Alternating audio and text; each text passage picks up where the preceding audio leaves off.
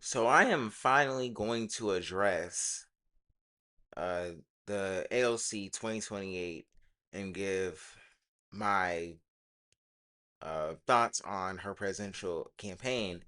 And I'm gonna make this video basically about why I am in support of AOC 2028. And I mean, everyone's gonna have their opinion, but I am gonna explain why if you are a leftist or progressive or even a socialist or communist, why you should support her. And I know not everyone's gonna agree, uh, but basically, there's a lot of reasons why you can support her, but also there's a lot of criticisms that I've had of her in the past and still do, by the way. But that's not what uh, this video is mainly about. But there has been a lot of talk about AOC running for president on Twitter and her 2028 campaign, which I do think she's going to run for president. At first, was not sure whether she was going to run for president, but now it looks like she's going to run for president. And if not president, then definitely Senate. But she's going to run. If she does run, and there's the possibility that she could run for president, but then she drops out and runs for senator and primaries Chuck Schumer. But I don't think she should do that. I think she should run for president. And I think if she runs for president, I think there's a real possibility that she could win the Democratic primary. And I am going to explain why. Because a lot of people think she can't win because a woman can't be president. Because people just won't vote for a woman. And when you look at the Democratic Party right now and why they lost, it wasn't because Kamala Harris and Hillary Clinton were female candidates. It was because they did not have platforms that people that were popular. They didn't run on anything except for Trump just being a bad president, and that's about it. But they had really nothing to run on. They didn't run on much. Kamala Harris did not really talk about supporting Medicare for all. She didn't really talk about a lot of these progressive things. And AOC is not going to make that mistake, hopefully. And she is much further left than the both of them are. So that's just off the bat. Uh, just why she should be the Democratic nominee. But also, the Democrats lost because of their support for Israel. And you can say that AOC is a Zionist, AOC supports Israel. I have criticized AOC in the past for voting for that anti Semitism bill that was very bad for the pro Palestine left. I still disagree with her on that a lot. I still disagree with any support that she has had for Israel. I am personally much more I am to the left of the entire Democratic Party, including AOC, Bernie Sanders. So I've criticized her for those things, but also when you look at every viable presidential candidate, she's the only one that really is the best option. And I'm not trying to make the lesser evil argument, but when you're running for president, out of any possible president we could have, like I think that I would much rather have someone that made a concession to the DSA that she would not vote for any bill that would arm Israel. And she did, by the way, do that. And that's why the DSA endorsed her. No other possible presidential candidate has done that, and even would consider making any political concession to the Democratic Socialists of America or any leftist organization. And you can say that AOC like I don't think AOC is like I don't support I don't support her uh being pro-Israel at all. But I mean, like, she's not. I'm not gonna act like she's a perfect candidate because she's not. There is no perfect politician, and people need to stop acting like there's gonna be a perfect politician because Bernie Sanders was not like AOC is still left of Bernie Sanders, and a lot of these people that are criticizing AOC supported Bernie Sanders twice and wanted him to start his own party. So I do think some of the hate that some people on the left have towards AOC to the point where they are going to oppose her 2028 presidential campaign, I think is very unserious. When these same people supported Bernie Sanders twice, they supported Joe Stein, and I mean, I also didn't like AOC criticizing Jill Stein, but that's not what voting for presidential elections is really about. It's not about the personal beef that they had. It's about the job of the president itself.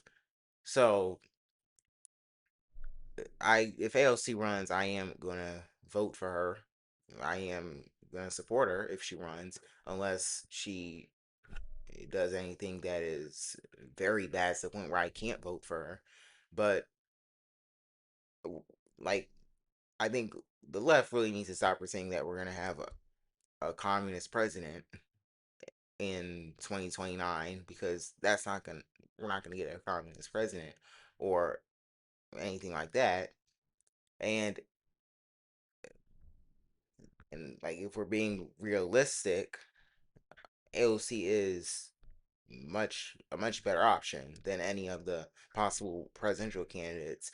And she is like, I have talked about her not talking about Medicare for all enough. She does support Medicare for all. She does support, which I thought was a uh, litmus test for any left candidate, that you had to support Medicare for all, that you had to support uh, these progressive things, and AOC does support those things. One thing I do think AOC should talk about more is reparations. She should support reparations. That was a mistake Bernie Sanders made that hopefully AOC does not make. She should definitely support reparations. But also, like, there's like, if AOC wins, she would be the first woman president, first Latina president, first DSA president, the youngest president, and the most progressive president. So I don't think, like, she's not going to be perfect, and we can acknowledge that, but also uh, support her and vote for her and try to elect people further left than her. But I definitely think she should run in 2028. I don't think she should wait because that's what Elizabeth Warren did. And we saw how that turned out for her. She tried to run in 2020, and all she really did was get blamed for Bernie Sanders not doing as well. And now the left is just not really liked her anymore. But now you have even people like Too Raw Too Real now saying good things about AOC, even apologizing for his past comments about AOC. And I'm gonna play the clip right here for y'all.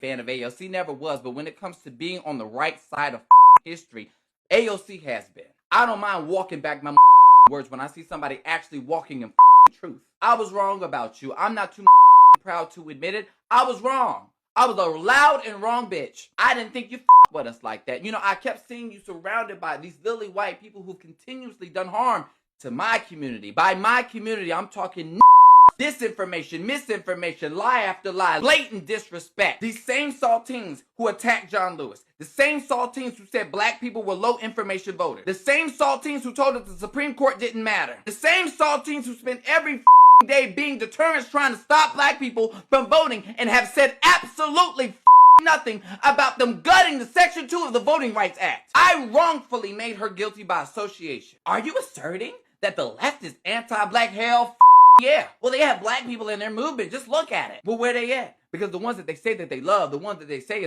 So the point is, he is kind of apologized for his past comments about AOC, and I'm sure you can find what he said about AOC because they were very terrible. But this kind of shows like that even some of the liberals are now all of a sudden AOC supporters. They now all of a sudden want to be progressives when 4 years ago they didn't want anything to do with progressives. They wanted to keep supporting the centrist Democrats that would later lose, uh, like Joe Biden. But like even when you look at AOC and whether she could beat someone like JD Vance, I think she would destroy JD Vance. I think she would destroy Republicans in general because the reason why Republicans win elections is because Democrats don't nominate good candidates. It's not because Republicans are more popular than Democrats. It's not because Republicans are it's not because conservatives are better. It's because Democrats don't know how to nominate good candidates and win elections. But I don't think that will happen if AOC's nominee. And I think she would win and do a lot better than Democrats have done when they nominated Joe Biden, Kamala Harris, Hillary Clinton. And I think that would be uh, just uh, the best thing ever for not just progressives, but having a DSA president would just mean the DSA is taking over the Democratic Party, which is what we really need. Because if DSA does not either take over the party or start their own party and uh, become the replacements of the Democrats, then Republicans are going to keep winning elections and things are going to get worse.